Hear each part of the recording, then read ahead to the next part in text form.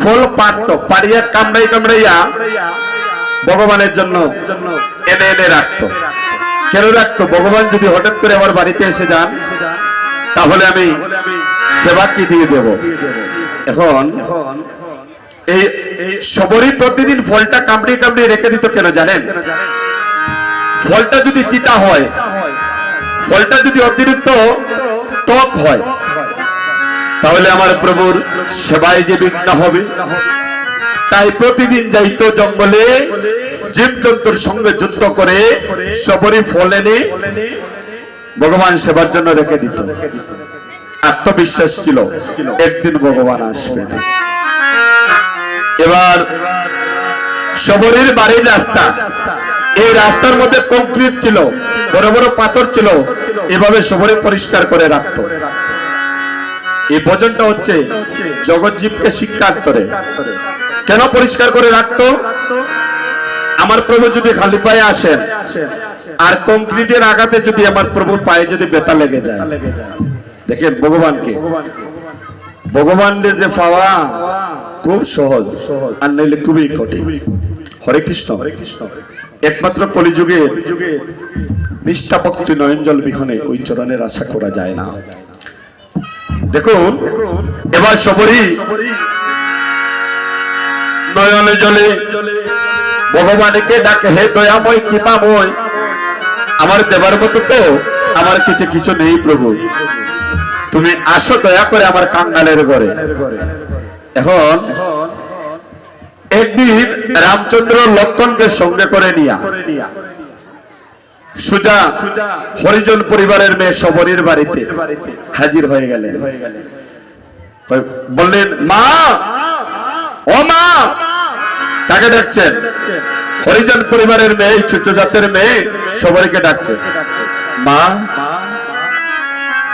আমার বড্ড খিদা লেগেছে, মাগো যদি পারো তুমি আমাকে কিছু সেবা দাও।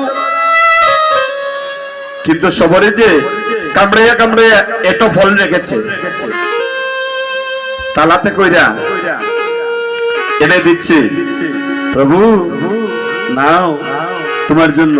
এখন ভগবান আজ তার ভগবত্তা বলে গিয়ে গো মা, ভগবান অনন্ত কোটি বিশ্ব ব্রহ্মাণ্ডের মালিক ঈশ্বর পরম কৃষ্ণ সচ্চিদানন্দ বিগ্রহ অনাদি আদি গোবিন্দ সর্ব কারণের কারণ, আজ ভগবান ভগবত্তা বলে গিয়ে সবরীর কামড়ানো এটো ফল ভগবান সেবা করছে।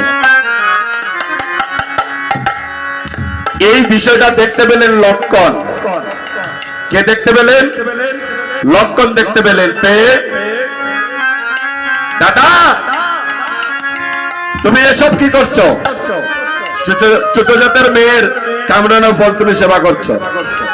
এই বলে সবরীর যে তালাটা ভগবানের হাতে দিয়েছে, রামচন্দ্রের হাতে, লক্ষণ এসে ডাক্কা বাইরা রামচন্দ্রের হাতের সবরীর দেওয়া ফলের তালাটা ফেলে দিল। সবরীর মনের মধ্যে বড় ব্যথা লেগে গেল। মা, এর জন্য দেখবেন আপনি যদি ভগবানকে ভালোবাসতে চান তাহলে ভগবানের সৃষ্টির তার জীবকে কখনো আপনি মন্দ বলবেন না। আপনার বাড়িতে ভিক্ষুক যাক আর কোন বৈষ্ণব যাক ভিক্ষা করতে, দয়া করে তার মনের মধ্যে কষ্ট দিবেন না। যদি কষ্ট দেন ভগবানের লেগে যায়। সেবা অপরাধ, নাম অপরাধ আর বৈষ্ণব অপরাধ, এই তিনটা অপরাধের কখনো ক্ষমা হয় না। বুঝতে পেরেছেন? আপনার এই যে দেহখানি আছে না বাবা, এটা হচ্ছে একটা মন্দির, আর মন্দিরের মধ্যে যিনি আছেন তিনি ভগবান।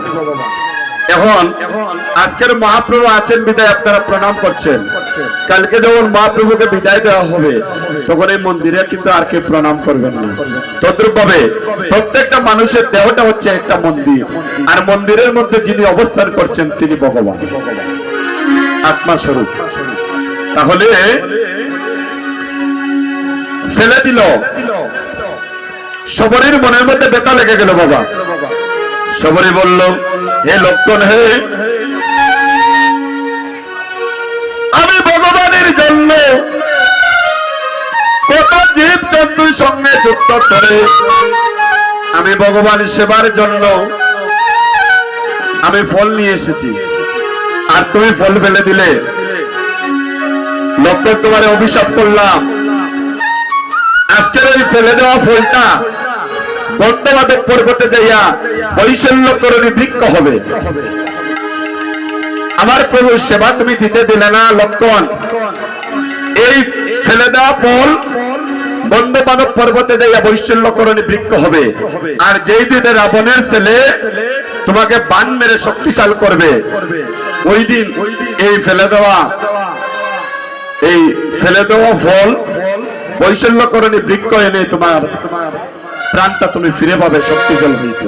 বুঝতে পেরেছেন ভক্তগণ? তাই তো ভগবানের মনে কষ্ট দিলে সহ্য করেন, কিন্তু ভক্তের মনে কষ্ট দিলে ভগবানের সহ্য করেন না। আমরা এতক্ষণ নবদ্বীপ লীলা স্মরণ করেছি, আমরা একটু বৃন্দাবনের দিকে যাই। সবাই একটু দুটি বাহু উত্তোলন করুন, রাধা জয়ধ্বনি করি।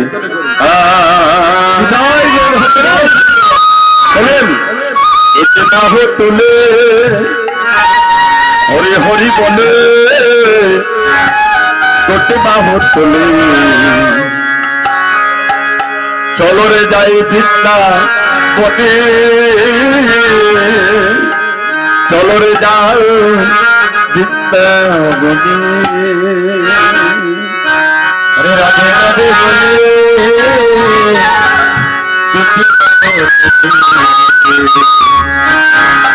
चलो रे जाए वृंदावने, चलो रे जाए वृंदावने। राधे राधे बोले दुखी बाहु तुले, चलो रे जाए वृंदावने, चलो रे जाए वृंदावने। राधे राधे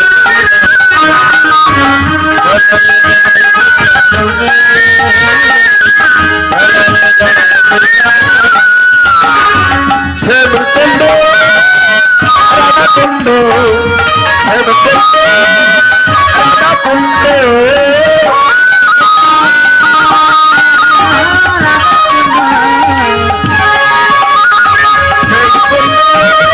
राधा कुंड गिरीश बर्तन, अरे गिरीश बर्तन, मधुर मधुर वंशी बाजे पैसे वृंदावन, मधुर वंशी बाजे ऐसे वृंदावन। राधे राधे बोले তোতে বাহু তুলে, চলো রে যাই বৃন্দাবনে, চলো রে যাই বৃন্দাবনে। আহা রাধে রাধে বলে দুটি বাহু তুলে, চলো রে যাই বৃন্দাবনে, চলো রে যাই বৃন্দাবনে। রাধে রাধে বলে দুটি বাহু তুলে, চলো রে যাই বৃন্দাবনে, চলো রে যাই বৃন্দাবনে। রাধে রাধে বলে দুটি বাহু তুলে, চলো রে যাই বৃন্দাবনে, চলো রে যাই বৃন্দাবনে।